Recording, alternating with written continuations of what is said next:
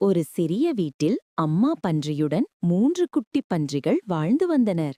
ஒரு நாள் அம்மா அவர்களை அழைத்து, பிள்ளைகளே, நீங்கள் 3 பேரும் வெளியே சென்று உங்கள் வீட்டைக் கட்டிக்கொள்ள வேண்டும்.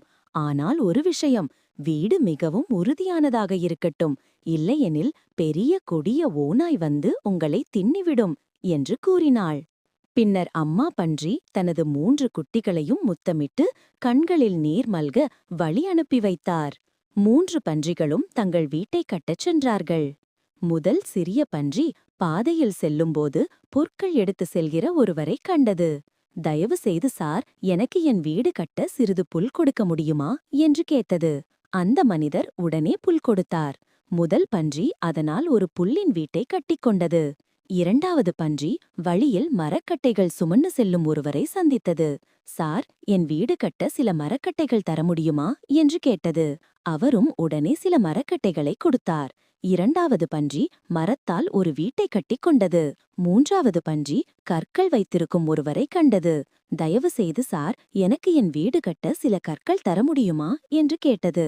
அந்த மனிதர் பெரும் அளவு செங்கற்களை தந்தார்.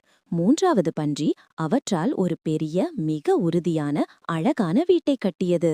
3 பன்றிகளும் அவர்களது வீட்டில் வாழ்ந்து வந்தன. ஒரு நாள் ஒரு ஓநாய் சிறிய பன்றியின் புல்வீட்டின் கதவை தட்டியது.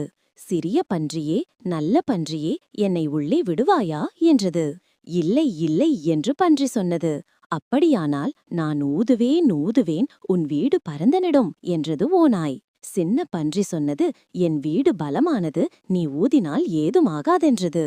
ஓநாய் கோபமாக கன்னங்களில் காற்றை நிரப்பி பெருஞ்சத்தமாக ஊதியது. புல்வீடு தரையில் சிதறி பறந்துவிட்டது.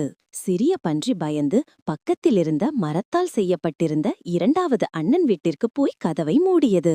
அந்த நரி சிறிது நேரத்தில் மரத்தாலான வீட்டு கதவையும் தட்டியது. சிறிய பன்றிகளே, நல்ல பன்றிகளே, கதவை திறவுங்கள் என்றது. இல்லை இல்லை என்று 2 பன்றிகளும் சொன்னார்கள். அப்படியா, நான் ஊதுவேன் ஊதுவேன், உங்கள் வீடு பறந்துவிடும் என்று சொல்லிக் கொண்டு ஓநாய் முழு சக்தியுடன் ஊதியது. மர வீடும் சிதறி போனது.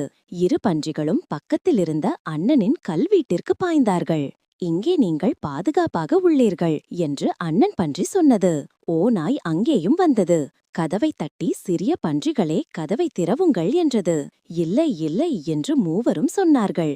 ஓநாய் ஊதி இந்த வீட்டையும் இடித்து விடுவேன் என்று கூறிக்கொண்டே ஆழ்ந்த மூச்சை இழுத்து வேகமாக ஊதியது. ஊதியது ஊதியது, ஆனால் கல்வீடு அசையவே இல்லை. 3 பன்றிகளையும் பிடிக்க வழி தேடியது.